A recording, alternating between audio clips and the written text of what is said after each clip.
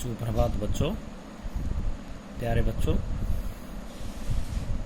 कल हमने 7वीं कक्षा के महाभारत कथा जो प्रथम अध्याय है उसके जो मुख्य प्रश्न उत्तर बनते थे वो किए थे।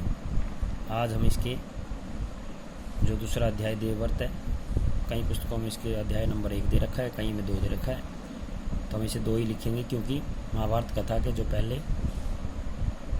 अध्याय है उसके हमने प्रश्न उत्तर भी किए, उसको पढ़ा भी है, तो इसको 2 ही लिखेंगे, देवव्रत। तो आप इसको जब भी अपनी नोटबुक तैयार करो तो उसमें उसका नाम ऊपर ज़रूर लिखना, पाठ का देवव्रत, या जो भी आगे लेसन आए और उसमें पाठ नंबर डाल देना। आगे कंटिन्यू ऐसे ही करते रहेंगे, हम चलते रहेंगे आगे, तो उसमें आपने ऐसे ही नाम डालने हैं। कई पुस्तकों में इसे फर्स्ट लेसन दे रखा है, कईयों में इसे दूसरा दे रखा है। तो प्यारे बच्चों, हमने अपने नाम के हिसाब से अपना काम करना है और आगे आगे उस पर पाठ नंबर डालने हैं। तो प्यारे बच्चों, देवव्रत जो महाभारत कथा का दूसरा अध्याय है, आज हम उसे पढ़ेंगे और जो उसके मुख्य बिंदु बनते हैं, जो मुख्य बातें होती हैं, उसको अपनी नोटबुक में नोट भी करें। प्यारे बच्चों, इस पे ध्यान देना। क्या नाम है सबसे पहले पाठ का? देवव्रत, पाठ नंबर 2। तो पढ़ते इसे ध्यान से सुनना। गंगा एक सुंदर युवती का रूप धारण किए नदी के तट पर खड़ी थी। उनके सौंदर्य और नवयौवन ने राजा शांतनु को मोह लिया था। गंगा बोली, राजन, आपकी पत्नी होना मुझे स्वीकार है, पर इससे पहले आपको मेरी शर्तें माननी होगी।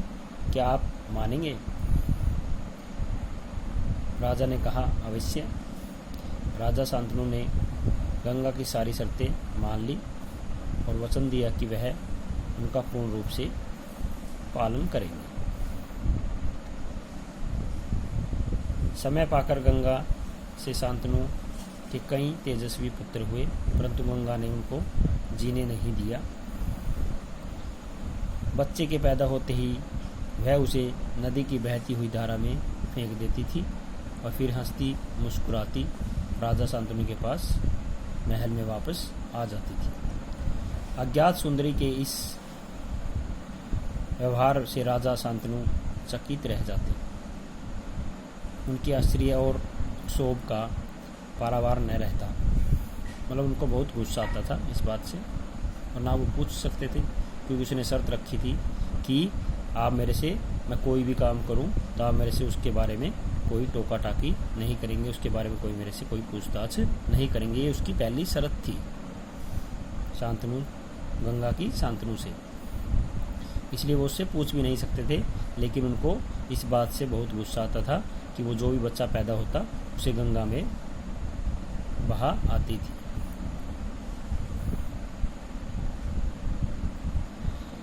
सात बच्चों को गंगा में ने इसी भांति नदी की धारा में बहा दिया। 8वां बच्चा पैदा हुआ। गंगा उसे भी लेकर नदी की तरफ जाने लगी तो शांतनु से रहा न गया। बोले, माँ होकर अपने नादान बच्चों को अकारण ही क्यों मार दिया? अकारण मतलब बिना कारण के, बिना वजह की आपने इन बच्चों को क्यों मार रही हो?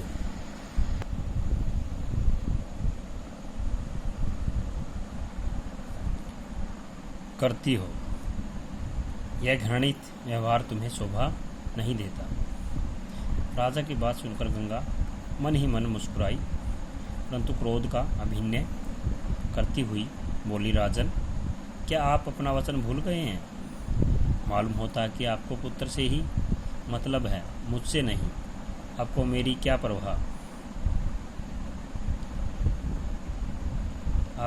परवाह है? ठीक है, पर शर्त के अनुसार मैं अब नहीं ठहर सकती। हाँ, आपके इस पुत्र को मैं नदी में नहीं फेंकूंगी। इस अंतिम बालक को मैं कुछ दिन पालूंगी और फिर पुरस्कार के रूप में आपको सौंप दूंगी। यह कहकर गंगा बच्चे को साथ लेकर चली गई।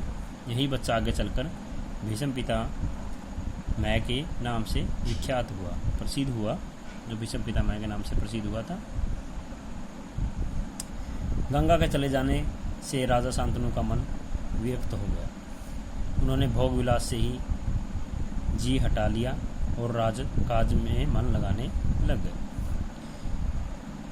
एक दिन राजा शिकार खेलते खेलते गंगा के तट पर चले गए तो देखा किनारे पर खड़ा एक सुंदर और गठीला युवक गंगा की बहती हुई धारा पर बाण चला रहा था।